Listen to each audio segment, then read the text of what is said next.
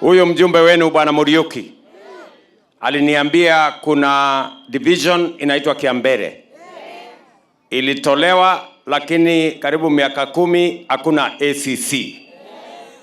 Na aliniambia juzi, nikamueleza ya kwamba nikikuja Mbere South nitakuja na ACC wa Mbere Division.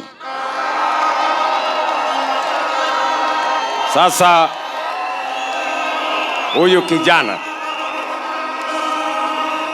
huyu kijana anaitwa Kirimba Nyambu.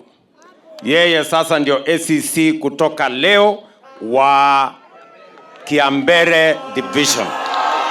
Sawa sawa. Si munaona ni kijana barubaru? Atawezana na hiyo kazi sio? Bas kijana, sasa twende kazini.